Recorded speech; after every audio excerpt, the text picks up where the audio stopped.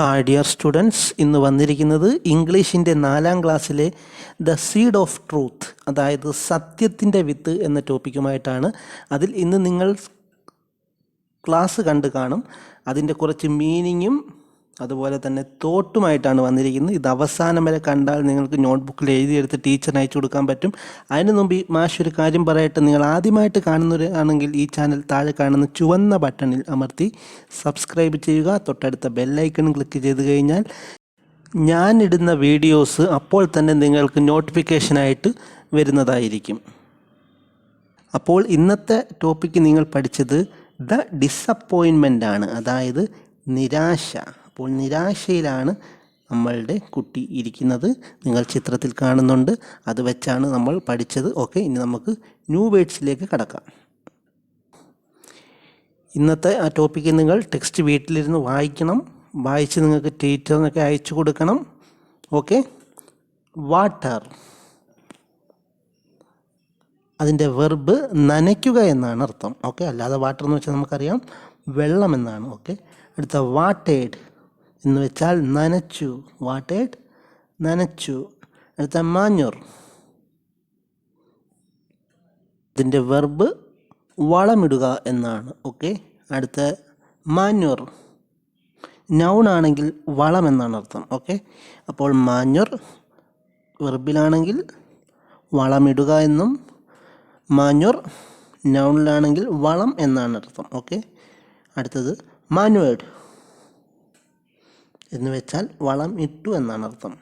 Manured എന്ന് വെച്ചാൽ വളമിട്ടു എന്നാണ് അർത്ഥം. ഓക്കെ, അടുത്ത സ്പ്രൗട്ട്, അതിൻ്റെ വെർബ് എന്താണെന്ന് വെച്ചാൽ മുളയ്ക്കുക. സ്പ്രൗട്ട്, മുളയ്ക്കുക. അടുത്ത ട്രാൻസ്ഫർ എന്ന് വെച്ചാൽ മാറ്റുക. ട്രാൻസ്ഫർ, മാറ്റുക. അടുത്ത നീൽ എന്ന് വെച്ച് കഴിഞ്ഞാൽ മുട്ടുകുത്തുക. നീൽ, മുട്ടുകുത്തുക.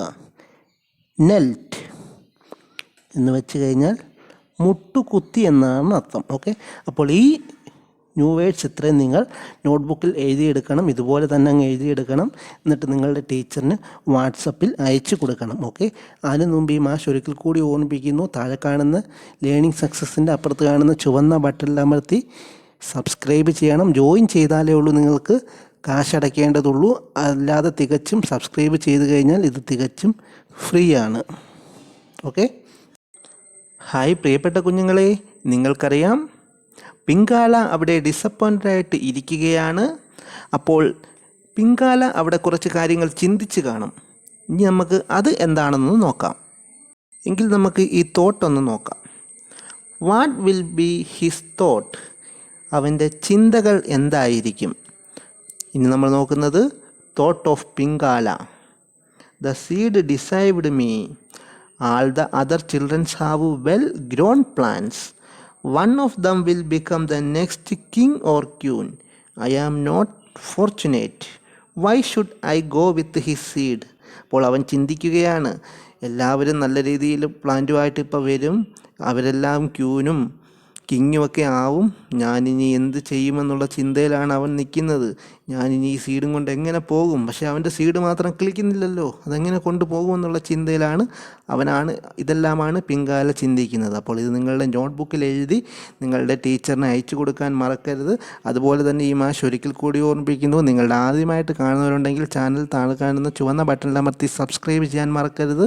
നിങ്ങളുടെ എല്ലാം സപ്പോർട്ട് കിട്ടുമെന്നുള്ള പ്രതീക്ഷയോടെ ഈ മാഷ് നിർത്തുന്നു. നന്ദി, നമസ്കാരം. നിങ്ങളുടെ ഫ്രണ്ട്സിനെല്ലാം ഷെയർ ചെയ്ത് കൊടുക്കണം. ഓക്കെ.